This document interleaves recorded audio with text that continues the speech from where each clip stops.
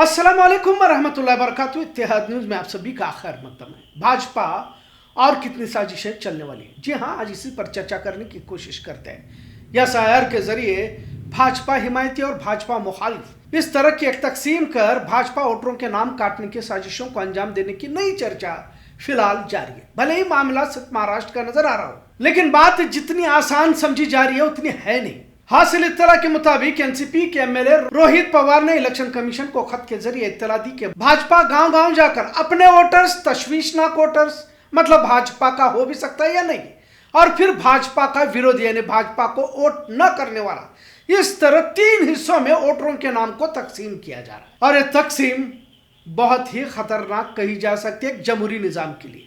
भाजपा की जानिब से एक साजिश चली जा रही है जिस पर जल्द कार्रवाई करे का मुतालबा एमएलए रोहित पवार की जानिब से किया गया। एसआईआर का अमल जारी है और पूरे देश में जारी है। कर्नाटक में भी जोरों पर है। महाराष्ट्र में चुनाव 2029 में होने हैं, तो उससे पहले कर्नाटक में है। और कर्नाटक में वजारत को लेकर किस तरह की नाराजगी देखने को मिल रही, नाराजगी का एक नाटक सभी देख रहे। भाजपा तब साजिशों को और तेज करता है या वो साजिशों में कामयाब होता है जब नाराजगी सत्ता में बैठे लीडरों में नजर आती है, खासकर जहां पर भाजपा की सत्ता नहीं होती। भाजपा के पास अनगिनत रुपया है और खासतौर से सत्ता को बनाने बिगाड़ने पर ही ये रुपया खर्च किया जाता है, ऐसा कहा जाता है। यह अलग बात है कि भाजपा कर्नाटक में हुकूमत बनाने में कितनी दिलचस्पी रखती है, पर देश भर में जो भाजपा को लेकर अवाम गुस्से में है। नौजवान मोदी शाह के इस्तीफा की मांग कर रहा है। ऐसे में कहीं तो कुर्सी डगमगाने लगी है का एहसास मोदी हुकूमत को हो रहा है। सत्ता की कुर्सी पर बैठकर मजे लेने की आदत जहां भाजपा को लगी हुई है, वहीं किसी हाल में कुर्सी न छोड़ने की कोशिशें भी जारी है। बंगाल में वोटरों को अहम चुनाव के वक्त काटा गया, आप सभी जानते हैं। और आपको गुजरात फसाद भी याद होगा। और इसी मुसलमानों की नस्लकशी के बाद ही सीएम से लेकर पीएम तक का सफर आसान हुआ और तब से गुजरात मॉडल के नाम से इसी खून खराबे को पहचाना जाने लगा। बहरहाल अब वोटरों की शनाख्त क्यों की जा रही है? क्या देश भर में इसी गुजरात मॉडल को अंजाम देने की साजिश चली जा रही है जो 2002 में गुजरात में चली गई? ऐसा कयास भी लगाया जा रहा है, क्योंकि देश का युवा भाजपा से सवाल पूछ रहा है। पहले इन युवाओं को देश विरोधी पाकिस्तानी विदेशी फंडिंग कहा गया। कंगना रनौत ने गटर जनरेशन भी कहा। मुंबई में भी भाजपा मोदी शाह के खिलाफ नारेबाजी की गई। और हाल ही में जो मुंबई कॉरपोरेशन के इलेक्शन हुए उसमें उद्धव ठाकरे की भी भारी जीत हुई। और यहां पुलिस की गाड़ी के सामने कई लड़कियां एहतजाज के वक्त जो खड़ी नजर आई और जो युवाओं का सैलाब देखने को मिला, इस तस्वीर को देश के साथ विदेशों में भी देखा गया। लिहाजा अब भाजपा आरएसएस या हिंदुत्ववादियों को समझ में आ रहा है कि चुनाव आसानी से जीत तो नहीं सकते, लेकिन वोटरों की शनाख्त कर इनके नाम काटे जा सकते। वैसे भी ईवीएम के जरिए आसानी से चुनाव जीतने का तजर्बा अब भाजपा को हो चुका है। इसलिए तो बैलेट पेपर से चुनाव की मांग पूरे देश में की जा रही। भले देश की आवाम खिलाफ हो, लेकिन सिस्टम को ही हाईजैक किया जाए तो सत्ता की कुर्सी पर वैसे भी आराम से बैठे रहेंगे। अब अपने और पराये वोटरों को अलग अलग करने का काम भाजपा आरएसएस गांव-गांव जाकर अंजाम दे रहा है, जो संविधान के खिलाफ है। पर क्या कोई इनसे सवाल भी पूछ सकता है कि पराये वोटर किन्हें कहा जा रहा है? जाहिर है मुसलमानों को लेकर ही ज्यादातर वोटरों के नाम को अलग किया जा रहा है। तशवीशनाक वोटर्स को फिर भी रखा जाएगा, क्योंकि इन्हीं तशवीशनाक वोटरों के साथ अब भागवत इनके साथ सवाल जवाब करने वाले हैं। वो अपनी बात को भी उनके सामने रखने वाले, क्योंकि अब नौजवान नस्ल भी भाजपा से दूर होती जा रही है।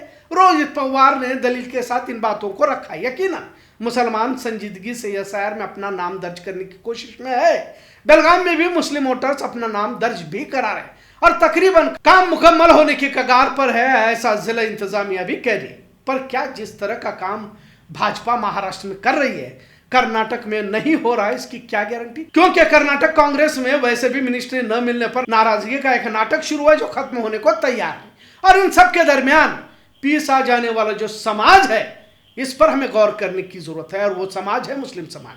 कर्नाटक में सत्ता पर बिठाने में मुसलमानों का अहम किरदार रहा, यह सच है, पर हम सिर्फ वोट डालकर इत्मीनान से बैठ तो नहीं सकते, क्योंकि हमारे पास किसी तरह का आगे के लिए कोई मौकूफ नहीं है। कुछ तंजीमें जमाते उल्टा कांग्रेस ही को सवाल करने के लिए तैयार बैठे हैं कि मुसलमानों को इन 3 सालों में क्या मिला, क्या मुसलमानों के हुकूक उन्हें दिए गए, जबकि अब बात हुकूक की नहीं बल्कि हमारे वजूद की है। किसी तरह सेक्युलर पार्टियों को सत्ता में बिठाना है और साथ में मुसलमानों में अंदरूनी क़यादत को भी उभारना है। इसका मतलब किसी मुस्लिम पार्टी को खड़ा करना कतई नहीं है, क्योंकि हालात तेजी से बदल रहे हैं। गुजरात जैसे हालात बनने में देर नहीं लग सकती, और ये सिर्फ डराया नहीं जा रहा।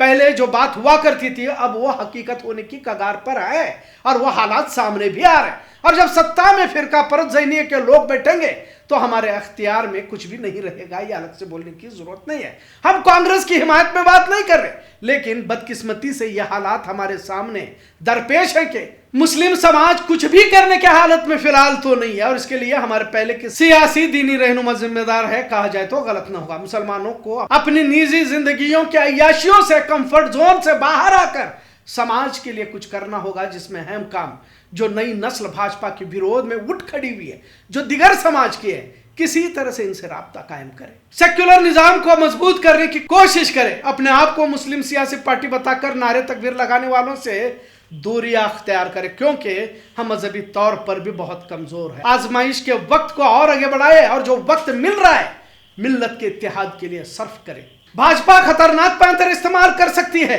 और महाराष्ट्र में अपने और पराये की पहचान करने की मुहिम एक और खतरे की तरफ निशानदेही है। यह शहर में जितना मुमकिन नाम किसी का भी न निकले, इसकी कोशिश होनी चाहिए। इसके बावजूद भी कुछ अनहोनी हो सकती है, इससे इनकार भी नहीं किया जा सकता। इसके लिए भी तैयार है, और तैयार तब ही रह सकते हैं जब कौमी सतह पर मुत्तहिद होकर एक दूसरे से अच्छे बुरे वक्त में कलमे की बुनियाद पर मोहब्बत अखूत को कायम रखे।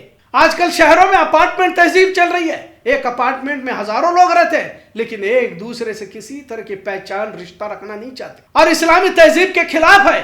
और जब इस्लामी तहजीब से जितना दूर होंगे उतने ही आसानी से हम मारे जाएंगे, भले हमारे पास कितना ही रुपया, पैसा, कारोबार, तिजारत हो, क्योंकि तुम्हारी शनाख्त की जा रही है और पराये के दायरे में तुम्हें लिया जा रहा है। लिहाजा भाजपा की अपने, संदिग्ध और पराये इस तरह की तकसीम न सिर्फ इंसान को बांटने के बल्कि संविधान के खिलाफ भी है। क्या इन पर कार्रवाई होगी या इन्हें यूं ही आजाद छोड़ दिया जाएगा?